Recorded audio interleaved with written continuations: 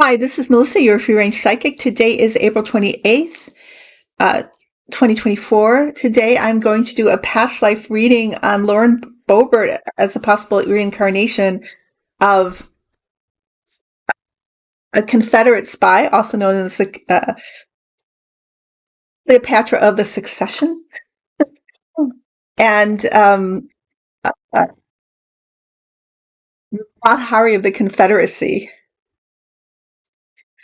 I'm using the Cyril Marchetti Gilded Tarot cards, and they're available as the Easy Tarot Kit if you're trying to find them. And we're having an oracle card from the Sacred Destiny deck by Denise Lynn. So Lauren Boebert, I was so curious to see who she was in a past life, and I guess I'm not surprised.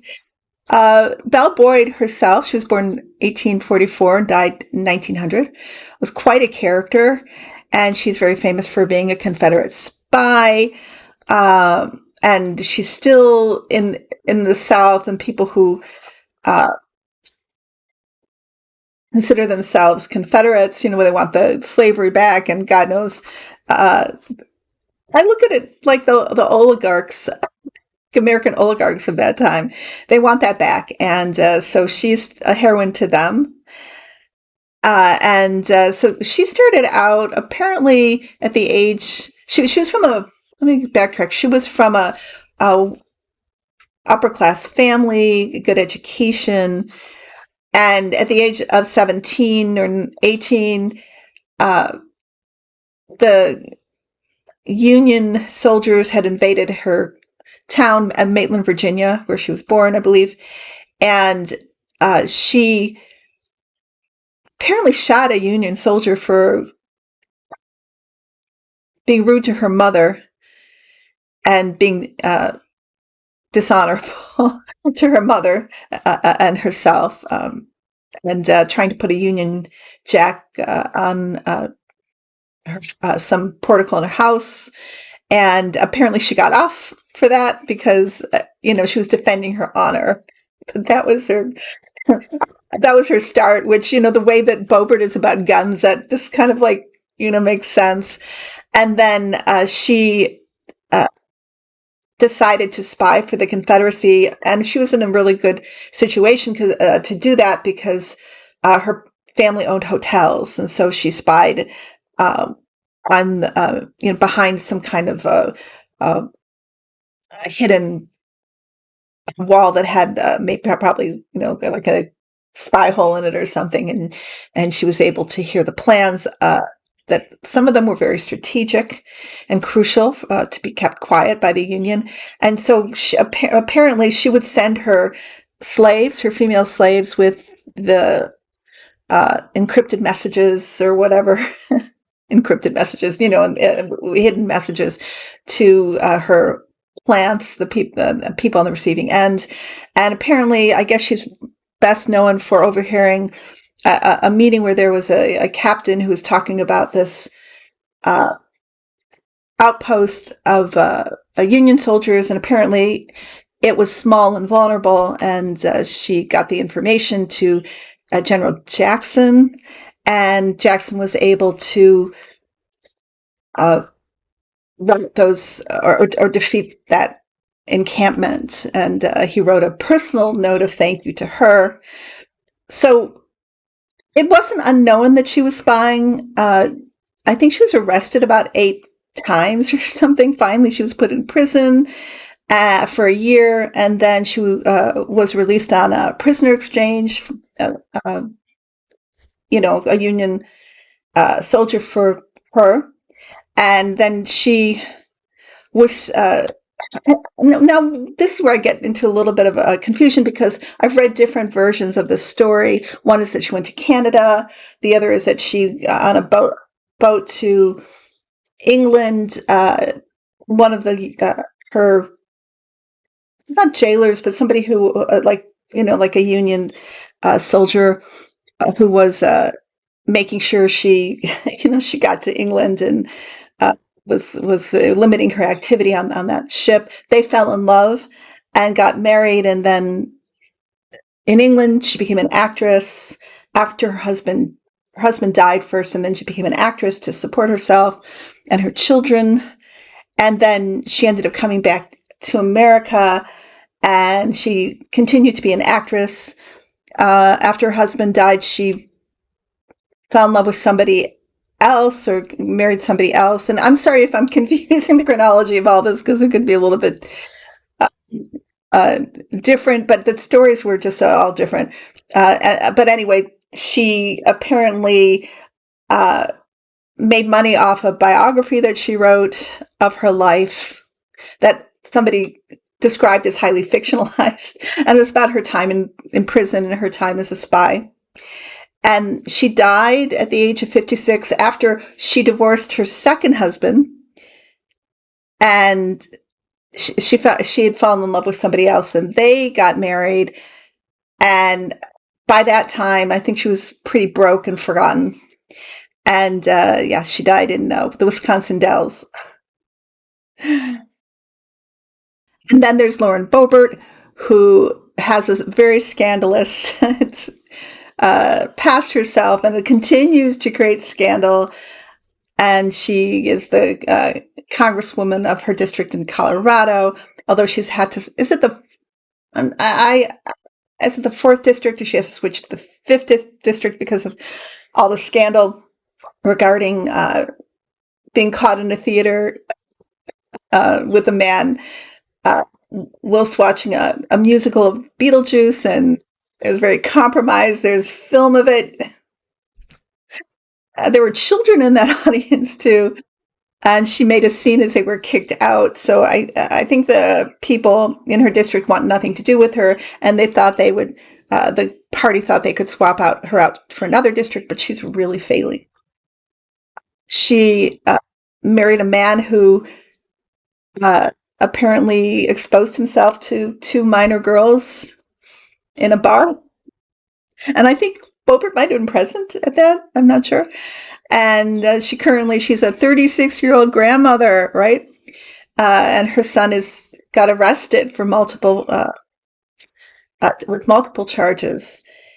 And oh my God, she's divorced from her husband um, in this uh, in this lifetime. Her first husband, because I'm sure she'll marry again, allegedly or possibly.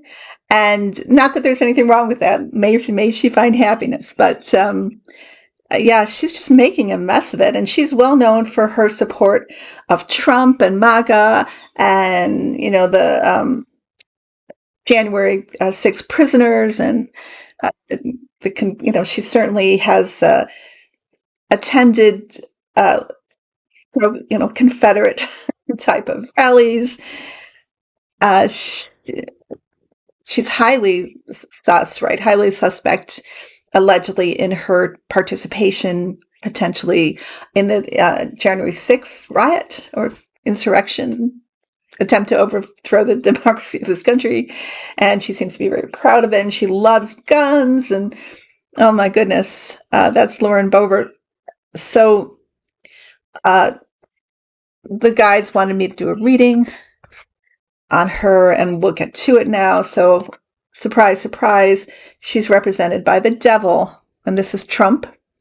And this also just this demonic type of, or devilish type of energy. And the guides also, and this is Boyd too, both from the same source, and both the Page of Swords. This is a card of the spy, somebody who's a chaos agent who wants to come in and bring down the standing order, not to be trusted. Above, the Queen of Wands reversed. This is representing both Boyd and Boebert as women who are using or have used their feminine wiles as a seductress, as a way to gain power, as this magnetism.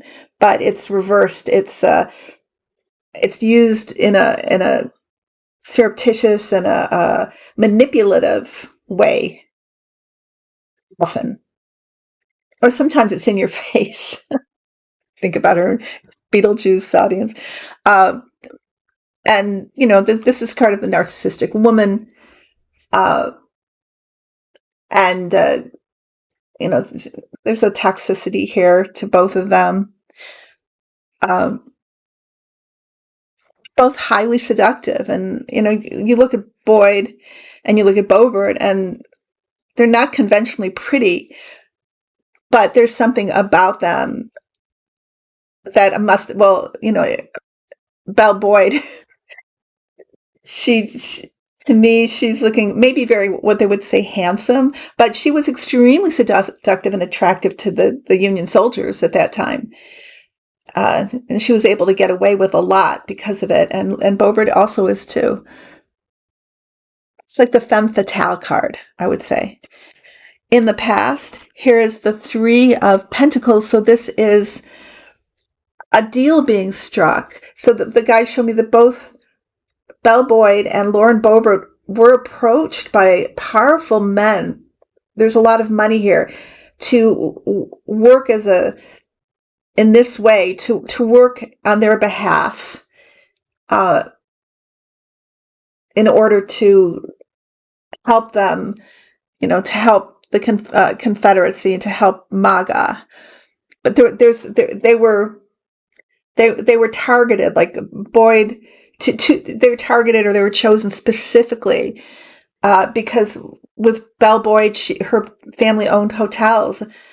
She was from a good background, and she was ideal to become a spy for the Confederacy. Where she lived, who she knew, being from this upper class background, etc.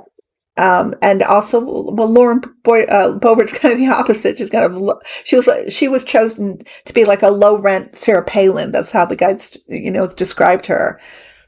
So it wasn't just out of the blue that she decided to run for Congress. She was approached and cultivated by this very powerful, like, shadow group of the same people who sought Sarah Palin out. And they really thought that the two were so similar, but they could appeal to the populace. Being really cutesy, but drill baby Bill, or sorry, I've got a Glock, and so does the rest of my family. I think that was a Lauren Boebert Christmas card. This is like cognitive dissonance, in a way, but that's why they were chosen, and they were very willing. Because why? Because of power. They were given this opportunity to wield their power and their influence and have dominance and control over men. And they reveled in this role. And then this is them bringing down the standing order, bringing down the democracy. And both wanted to do that. Belle Boyd to bring back the Confederacy, and Lauren Boebert to, bring down democracy and, bring in Trump as the autocrat and have this authoritarian, like, white supremacist government, basically. In the future, the future for the past life was kind of how it ended, and I know, but it's in that placement, and then what's coming up for Lauren Boebert, and this is the Five of Cups. So in the end of Belle Boyd's life, it was sad. She was broke. She was forgotten because once she had been quite a celebrity, and she ends up dying at the age of 56 from God knows, in some kind of obscure theater or somewhere, doing whatever reenactment she was doing or talking about her life. But she dies there in the Wisconsin Dells.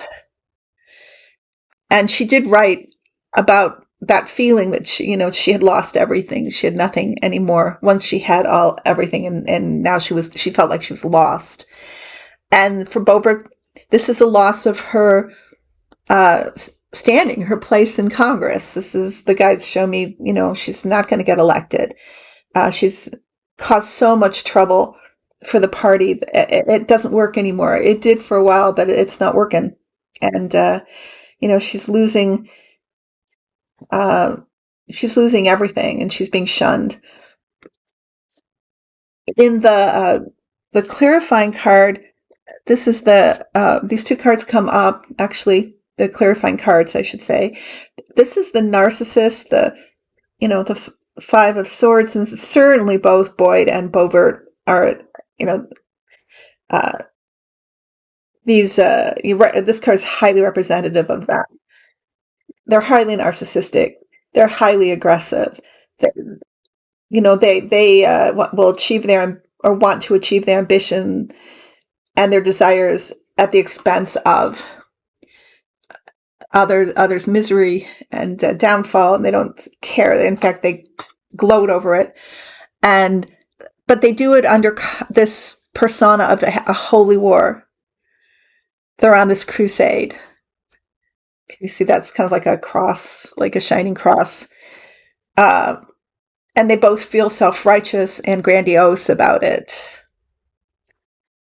To achieve this, and they were extremely, or Boyd was extremely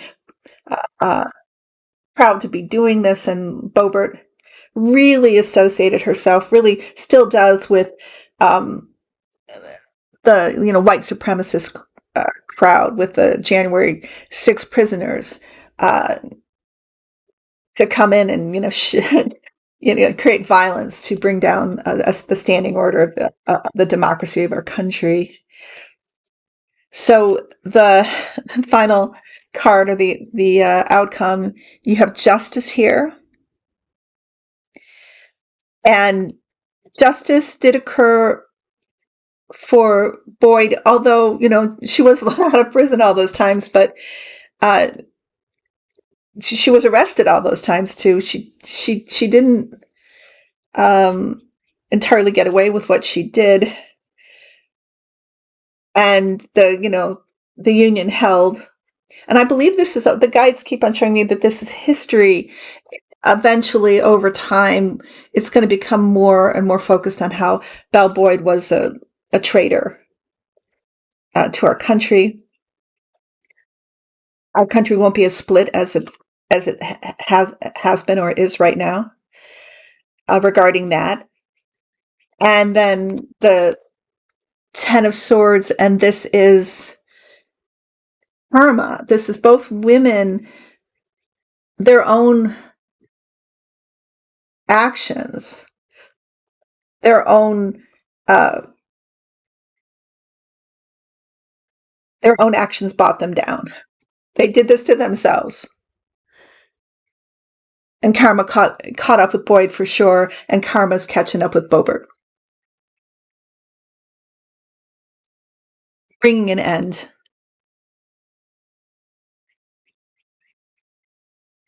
Okay, that's my reading on the possible reincarnation of Belle Boyd as Lauren Boebert.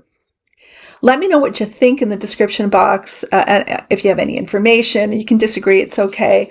Let me know what you think about the juxtaposition of images.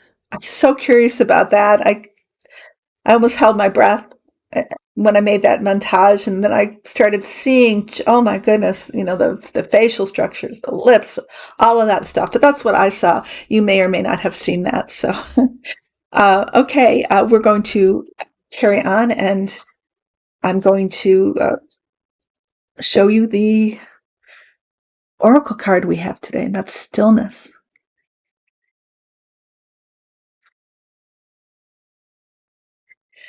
The sacred landscape wants you to know, take a step back from a project, situation, or relationship, even if it's just for a few minutes.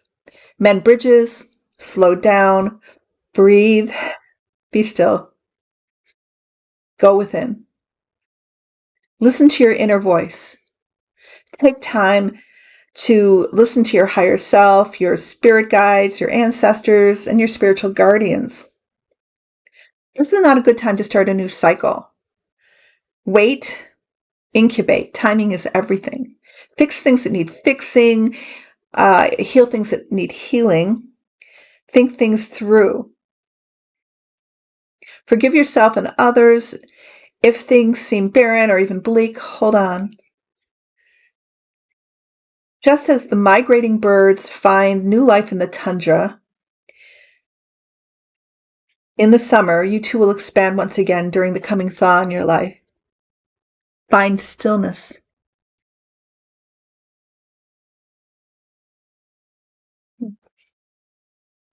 Okay, I am still available for personal readings, anything past, present, future, in this life, past lives. I'm a medium and I love to introduce you to your guardian angels. My information is below in the description box. And at the end of the musical interlude, which I hope you stick around for. Thank you, everybody who's left those wonderful reviews of my book, A Bridge of Light, How to Pray to Angels. Thank you so much. Thank you. I just so much appreciate it. Thank you. You guys take care. I will be back next week. Okay, bye-bye.